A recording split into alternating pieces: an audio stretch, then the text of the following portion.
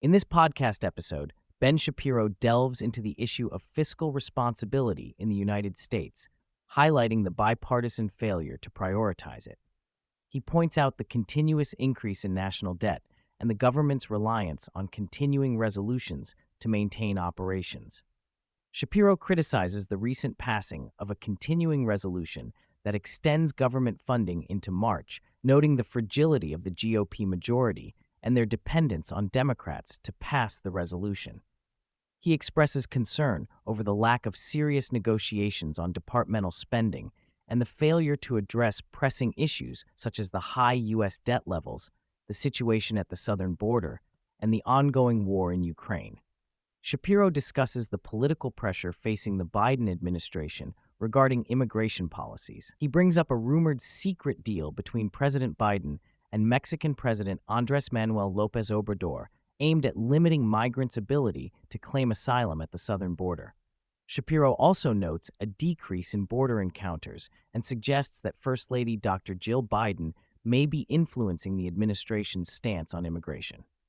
Shapiro observes that President Biden is shifting his immigration stance in response to poor polling numbers and pressure from both Democrats and Republicans. He mentions a potential immigration deal being crafted in the Senate that would restrict migrants' ability to claim asylum and the possibility of reinstating the Remain in Mexico policy. Shapiro underscores the political necessity for Biden to govern more from the center, given the current circumstances. The debate within the Republican Party over whether to strike a deal with President Biden on immigration is another topic Shapiro addresses. He challenges the notion that making a deal would benefit Biden and argues that Republicans should seize the opportunity to secure a significant concession.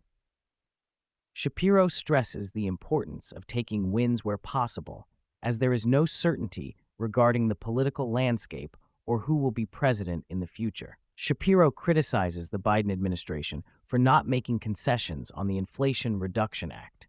He emphasizes the strategic importance for Republicans to position themselves favorably on immigration and other issues to extract significant concessions from Biden, particularly concerning aid for allies like Israel, Ukraine, and Taiwan.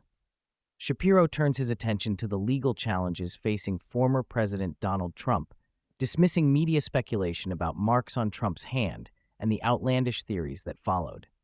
He suggests that Trump's legal issues, including the defamation suit by E. Jean Carroll, are unlikely to derail his political ambitions. Shapiro provides an overview of the ongoing legal battles and their potential impact on Trump's campaign. Shapiro then examines the state of foreign affairs, focusing on escalating tensions in the Middle East involving Iran, Pakistan, and Israel. He criticizes the Biden administration's handling of the conflict and the absence of a viable strategy. Additionally, Shapiro discusses China's ambitions to dominate global markets in emerging industries and the potential consequences for the world economy. The podcast also covers the World Economic Forum's concerns about disinformation and its effects on global security.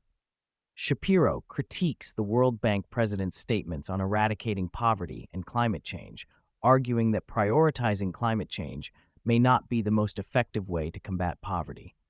Shapiro concludes by analyzing potential vice presidential picks for Donald Trump, including Elise Stefanik, J.D. Vance, and Nikki Haley.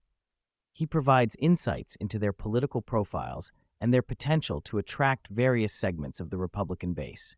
Shapiro assesses the implications of each candidate for Trump's political future. Overall, Ben Shapiro's podcast offers a critical analysis of the political dynamics surrounding fiscal responsibility, immigration policies, legal challenges involving Donald Trump, foreign affairs, global economic restructuring, disinformation concerns, and the selection of a vice presidential candidate for Trump. His commentary reflects on the need for both political parties to prioritize the country's long-term interests and the strategic importance of securing concessions from the Biden administration.